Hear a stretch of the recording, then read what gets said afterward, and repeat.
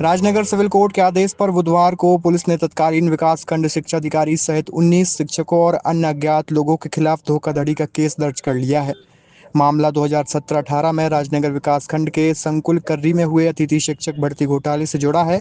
समाज सेवी रविंद्र मिश्रा ने मामले को लेकर कोर्ट में 1 अप्रैल 2024 परिवारवाद दायर किया था, जिसमें तत्कालीन विकास खंड शिक्षा अधिकारी एम के त्रिपाठी और संकुल प्राचार्य कर्री के पांडे सहित अन्य कर्मचारियों पर फर्जी दस्तावेज के आधार पर अतिथि शिक्षकों की नियुक्ति का आरोप लगाया गया था, जिसे लेकर कोर्ट ने 11 जनवरी 2025 को अपना फैसला सुनाया था। समाजसेवी रविंद्र मिश्रा ने बताया कि उच्च अधिकारियों को आरोपियों के खिलाफ कई बार कार्रवाई के लिए आवेदन दिए, लेकिन सिर्फ जांच समिति बनाई गई थी। उस समिति में दोषी पाए गए शिक्षकों से केवल वेतन वसूली की गई थी।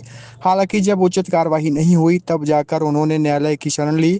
न्यायिक मजिस्ट्रेट प्रथम श्रेणी अमोघ अग्रवाल के निर्देश पर 22 जनवरी को राजनगर पुलिस ने आरोपी शिक्षकों के खिलाफ धोखाधड़ी, कूट रचे दस्तावेज और शासकीय राशि का दुरुपयोग सहित कई अन्य धाराओं में मामला दर्ज कर लिया है।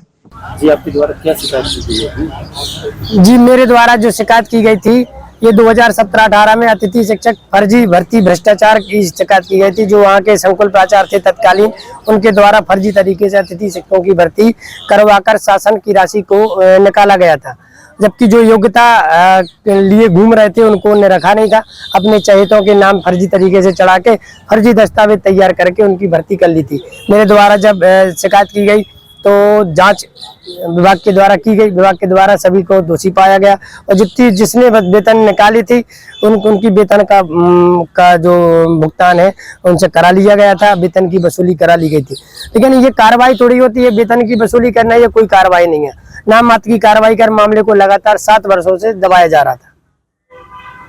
लगभग कितने लोगों के ऊपर? अभी पूर्व विकासखंड शिक्षा अधिकारी एम के त्रिपाठी सहित 19 लोगों के खिलाफ नामजद FIR की गई है और कई उसमें अज्ञात लोग भी शामिल हैं। ये भी अगर जांच बारीकी से की जाती है पुलिस प्रशासन के द्वारा तो उसमें कई लोगों के संलिप्त होने की संलिप्तता भी बिल्कुल। क्या आप संतुष्ट हैं? हाँ, मैं माननीय न्यायालय का धन्यवाद देना चाहूँगा कि इस बड़े प्रकरण को मैं लगभग 7 से 8 साल मुझे लड़ाई लड़ते लड़ते हो गया, जब विभाग के अधिकारियों के द्वारा कोई कार्रवाई नहीं की गई और सिर्फ मुझे ये कहकर भगा दिया जाता था कि तुम क्या कर लोगे हमारा, तुम कुछ नहीं कर सकते हो।